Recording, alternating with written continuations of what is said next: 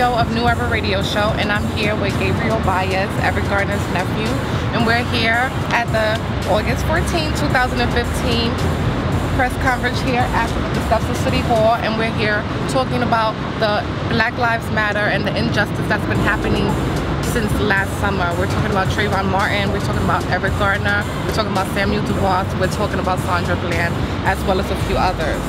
How do you feel about what's going on since last summer, especially with what happened with your uncle, with Sandra Bland, Samuel DuBois? Like, how do you feel? Do you honestly feel like a lot of people feel like it's like a war on black lives right now? Well, it's kind of a double-edged sword, you know, because in one sense, you got a situation that's been going on with people of color in this country for a long time, and then again, it's against us, you know what I'm saying? But then you got, I mean, it's good in a sense because it's being recorded, it's being documented, and people are stepping up, people are speaking against it, people are doing something about it, people are making noise, we're making riffs. So we're doing our part, we're recording it more, we're making sure that people know what's going on, because if you think about it, still, people are still ignorant. They don't know what's going on in this country. They don't know that black people are under attack. They don't know that the racism in the government is real, and we're targets of that racial discrimination, racial abuse, abuse of power, abuse of force, abuse of mental, physical, emotional. You know what I'm saying? So what we out here trying to do is just try to bring it to an awareness, and hopefully we can bring about a change before it gets worse. You know?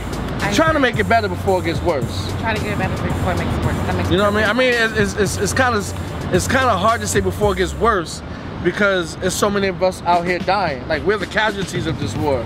It's not like we're out here and you see a black man kills an officer, a black man kills an officer, another officer killed in the hood, another officer killed in the hood.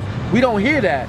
We hear an unarmed black man killed, an unarmed black man killed, an unarmed black woman dies in police custody. You know what I'm saying? So it's all coming against us.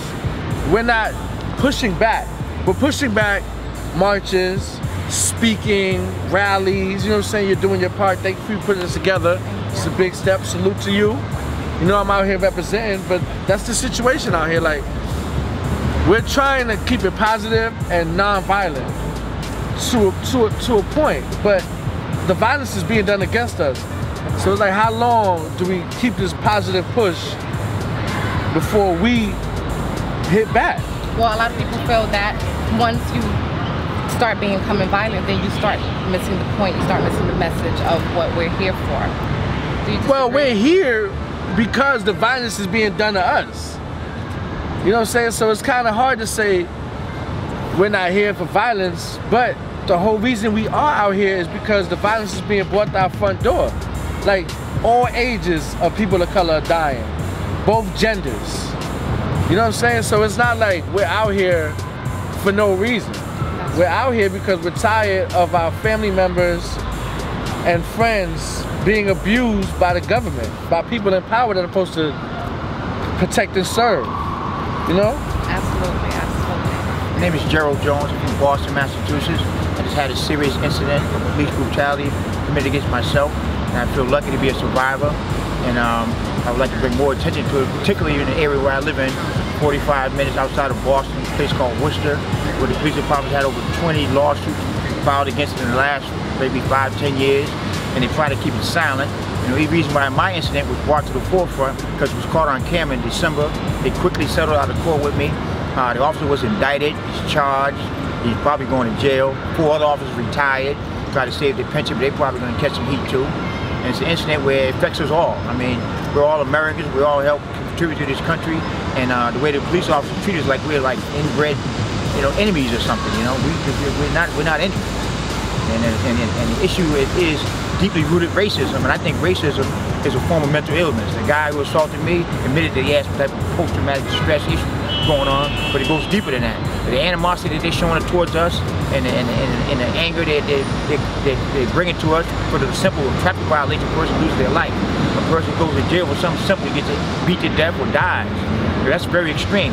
And part of the problem is I think people try to ignore it and don't want to face the issues of racism and mental illness. I think racism is a mental illness, and we have to address this on all fronts. You can't ignore it, it's not going to go anywhere. You might live in the suburbs, you might have money, but it's going to happen to your nephew, your cousin, it's going to happen to you. So we have to keep this under the light. And in my city, Worcester, they try to suppress it. The little bit black community there, they're not really bringing attention to it. They're not trying to say anything about it. And if my incident wasn't caught on camera, I wouldn't be here today. Wow. Thank you. This is Talia from New Era Show, and we're here with RAW, and they're going to tell us what RAW stands for, what it's about. RAW is Renowned Art, Real Performance Arts brand. It's gearing that teaching expression, teaching heritage, and just teaching growth in our communities for our people.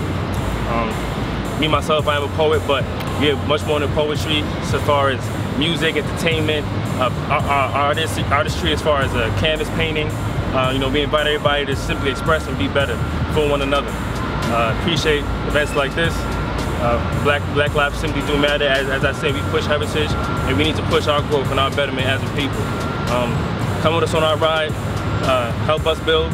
You can see us on renownedArtWorldwide.com. That's renowned, RENOWNED, artworldwide.com. You can keep in touch and definitely continue to be better. Move forward. Yeah, I mean, he basically said it all. It's a performance arts group, encompassing everything art.